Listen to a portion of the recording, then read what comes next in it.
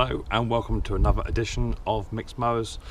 Today we're going to be doing the paint job and oil change on that Atco Commodore B17 I got up running. This will be nearly finished. However, I do have one slight issue with the lawnmower that I would like your help with. I've already had somebody suggest a fix, but maybe you can help me out with regards to finding the replacement part that I require. So without further ado, let's get down and dirty and let's get on with this Atco B17 Commodore Lawnmower.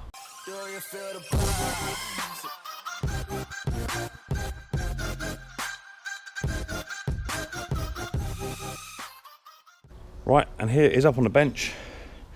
It's got a bit of grass to remove because I have actually used this to cut my lawn and it cuts really well. But the one issue I've got with it, let me bring it around, is just here. Let me take it down a smidge.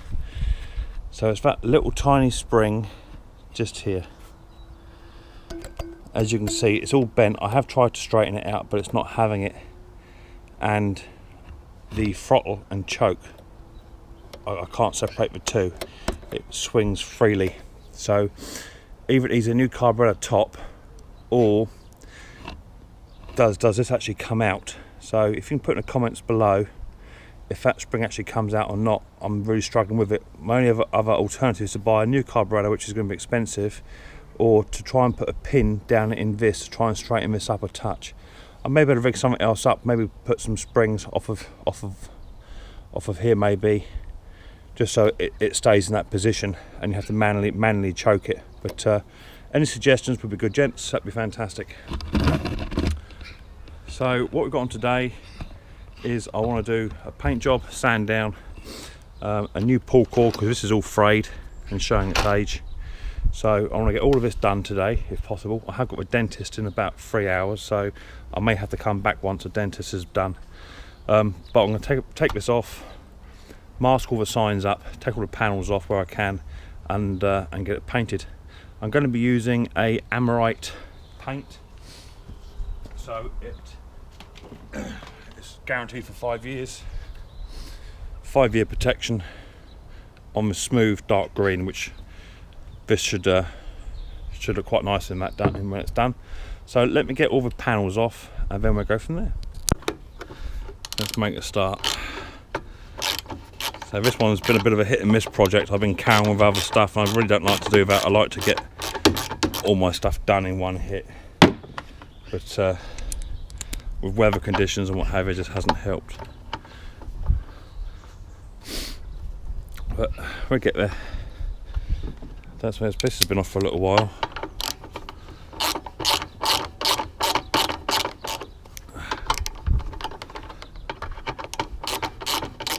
That's particularly hard, that. Get that one out. There it goes. That one.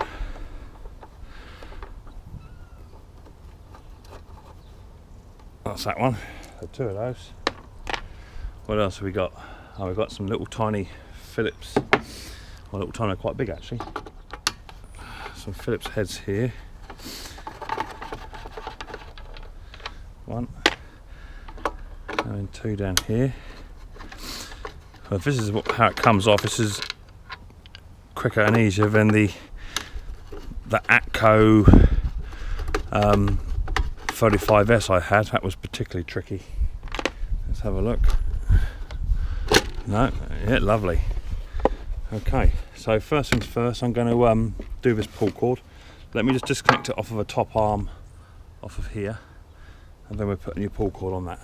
As I say, it's not particularly bad, but you can just see it's starting to fray up where it's been stored for so long. So all I'm going to do is just literally pull this cord out. That's as far as it wants to go.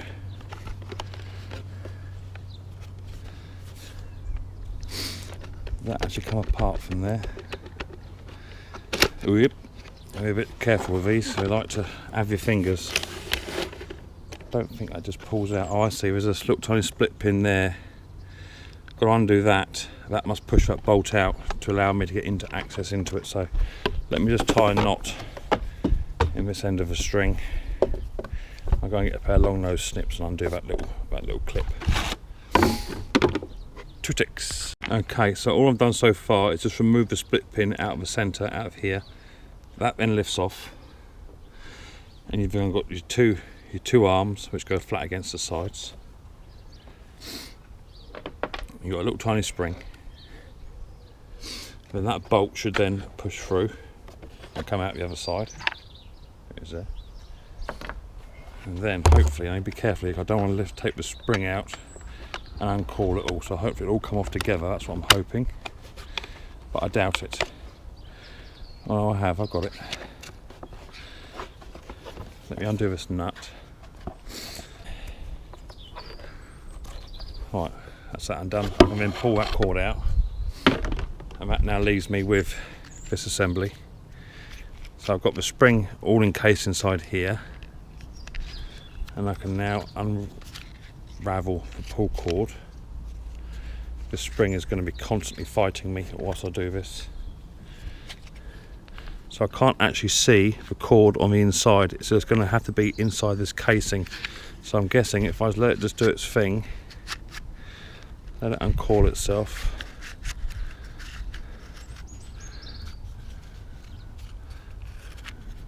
should be about there. Just got a bit more yet. I don't want to really release all of this because they are pickles to put back in. Right, that's got it all out. So there's nothing in there, so it must be on the inside. There it is there. So very gently I'm going to just tease that out with my long nose snips.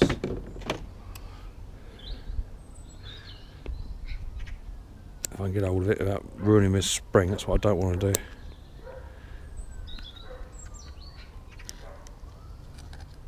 It's coming.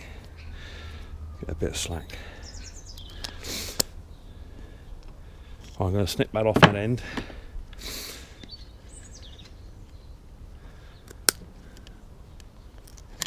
Like that.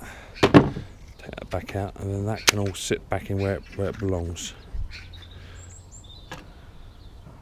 I'm going to jump into action. And then here's my old pull cord, and I've got a lump of new pull cord which has been perfectly stored and coiled up in such arrangements, but it'll do. I'll just unravel some of this, and then we'll just measure up roughly how much we want the other side. It was all coiled up at one point, but you know what it's like inside the sheds when you're looking for tools and bits and pieces. It always tends to go to a mishap. I've got it uncoiled, and I've measured roughly what it was, but I'm going to give it about an extra foot because I don't think there's enough throw on that, so I'm going to give it about an extra 1.5 foot, something like that. Now I'll get rid of the old one, and that'll do just for tying down dead man's handles and all that sort of good stuff. Let me just professionally wrap up the old stuff. That's it. I just want to burn the ends of the pull cord off, just so they're nice and tidy and can be manipulated. I'll just snip that so it's less work for the lighter to do. That's it.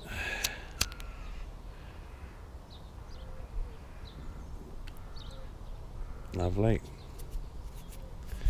Just put a point on that.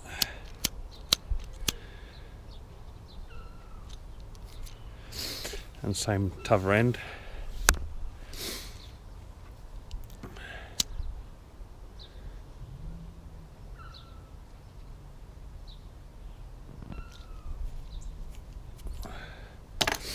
Okay, so now we can look into threading this pull cord back into its little home, which is through that hole just there. Let me just snip that end of that piece off there, because that's going to stop it from going where it needs to go. So through the hole, I may regret that later on, but I'm hoping to get it all twisted up in one go. That's it. So just find your little elbow, your little metal clip, feed it onto the hole without dropping it all. This is the important bit. Just lining it all up. That's it. Get it all lined up how you want it. doesn't quite want to sit on there yet for some reason. It will go down. There it goes. Right, now it's down in place. You can get your bolt, put that in the back. That'll just centralise it. And we had the spring goes on there. We have the 2 clutches, which went something like that, and something like that. Then we had these 2 over this clip, which goes over both clutch dogs, which is going to be fiddly, like so. And now what I've got to do is just put this circlip with the split pin in place. I've got tension on it, you can see how it's starting to come back, you see. So just keep winding that up best we can, and then just take the string out and just wrap the string back round, just so that string is not getting caught up to shet, because I want to get it caught up when it comes to letting it go. And just keep repeating that process.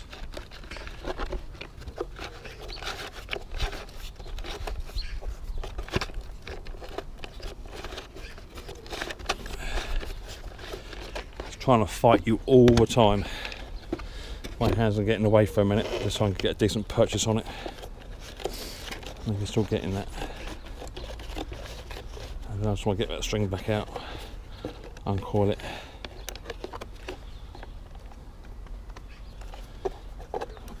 Which is, you might be able to do it this way, just by hanging onto the string.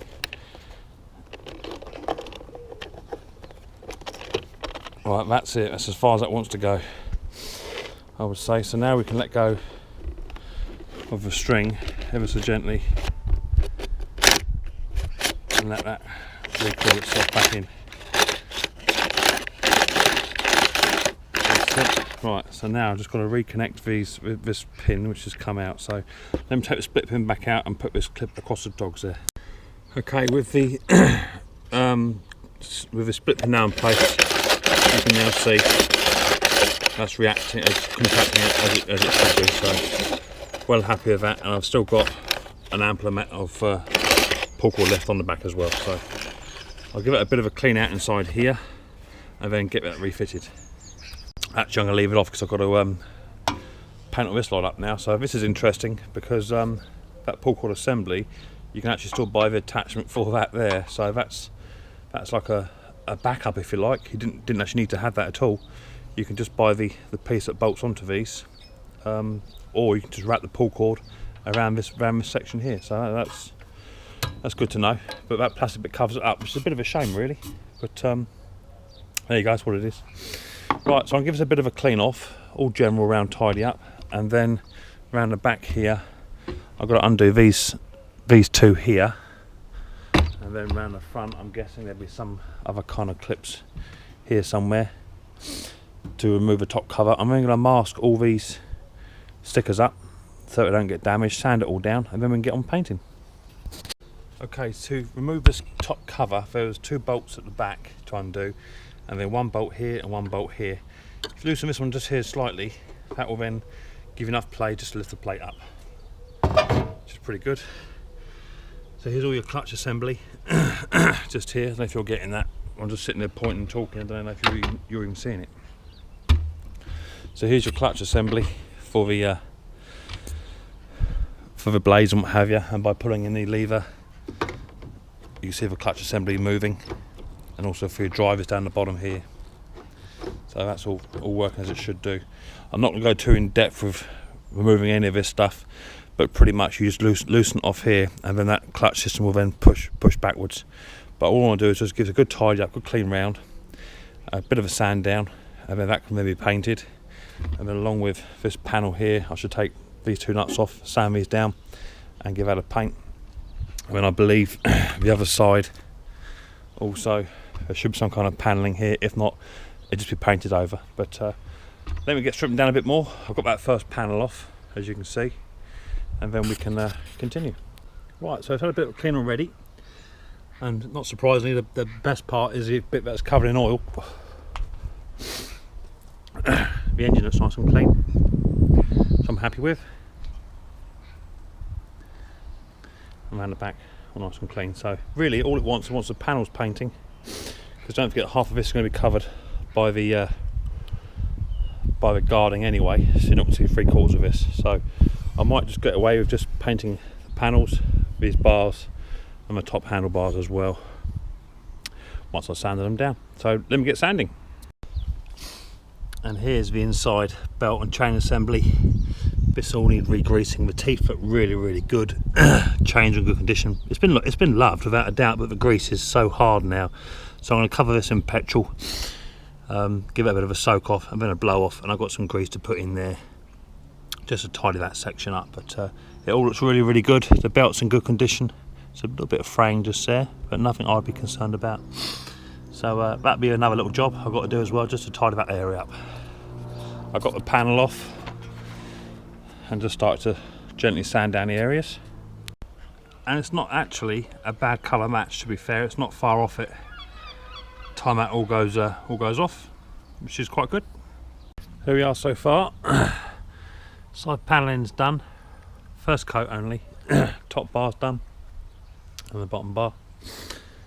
Handlebars all done. Looks quite good. That's all had its first coat, still waiting to dry. All these edges here are done. It looks pretty good. Just got to do the main cover over here. Just got to sand that down very carefully, mask up the stickers, and get that one done next, I think. It's coming on. Right, so I've got the labels all masked up now behind masking tape on front and back, and all I'm going to use is just use a craft knife, trace round, and then that'll leave a perfect template for the stickers so that the paint doesn't go on them. So I'll just cut them out now and I'll show what it looks like. And there you go, all masked up, ready for that coat of paint as well. So none of the labels will be affected, which is will add to the value effectively, because people like to see the original labels. And there's the first coat on the front panel, which looks sharp already. I'll get on and give this a second coat, I think. Yeah, just about touchable, just tacking just my fingerprint in there now. So I'll give that a second coat right now. And that's now had its second and final coat. The rest of it is actually looking really good. It's picked it up no end. Just a lick of paint. I might even do the blades yet. I might paint them red, but we'll see. I don't want to go too much involved in it, because the lawnmower does all run, apart from that little spring bit which I've asked earlier on about. But it all looks good at the moment, so I'm well pleased.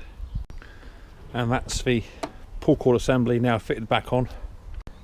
And there's the side panel all back on. It's looking good. This will give the handlebars another quick coat, and then put the front panel on, and we're nearly home and dry. Well, not dry, but tacky. Well, that's the covers had a second coat now. Handlebars all done. I have also done the oil change.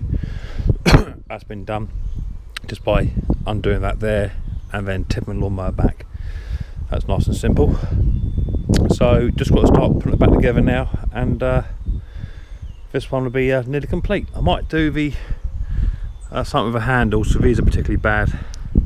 I might just literally, I've got some black hammerite, I might just sand them down quickly and then just touch them up. I'd be a shame not to do it whilst I've done the rest of the machine. So I'll just start to reassemble it and then show what it looks like.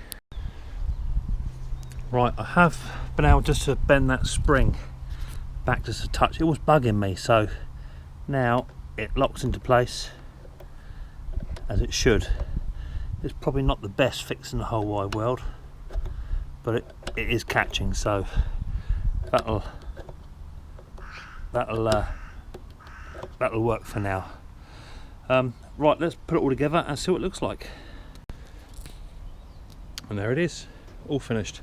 So it's had all change, new pull cord assembly, all fitted. Well, pull cord as well. The spark plug, as we remember in the previous video, wasn't that old anyway, so I left that be. The air filter's been cleaned. I put a new one in, didn't I? I cut a new one in there. It's had the tank fitted to it with a new tap and hose, and I think you'll agree, well I hope you do, it's looking rather good. All done. It always pays to have the stickers covered up. It just gives it that authenticity look. Let's see if I can just get it running one more time for you, and hopefully it'll run. And I think it looks rather nice, glistening in the sunshine there. Which is quite nice. Right, let's try and fire it up. I haven't tried to start it at all. Spark plug's on. I'm not going to cut the blades in because I don't want to get grass all over the paint. It is still a little bit tacky in places, so I just want to fire it up. So I want to test that pull cord out. Choke on. Bit of revs. Oh, got to turn the fuel on first, haven't I? That's it, not used to that. Let that fuel run down.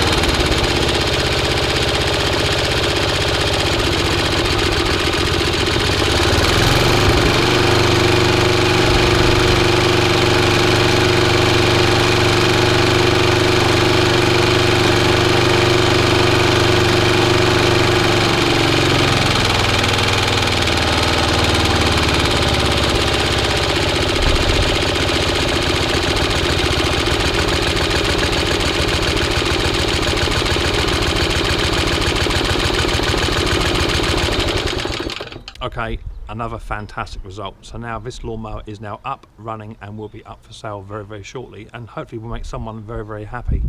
This lawnmower came to me originally as a £20 spares or repair lawnmower, which he said was running last year, despite the fact it didn't actually have a fuel tank. I managed to obtain a fuel tank off of him. I've also fitted a new hose and new fuel tank tap, so now we can turn the fuel on and off, which is fantastic. It's had an oil change, it's had an air filter done, it's had a sand down, a paint job, it's had the chains and gears all greased up and cleaned off. The blades are already in fantastic condition. They don't need back lapping or nothing like that at all. They cut really, really well. As I say, I have already tried it on my garden. So this lawnmower is now up and running.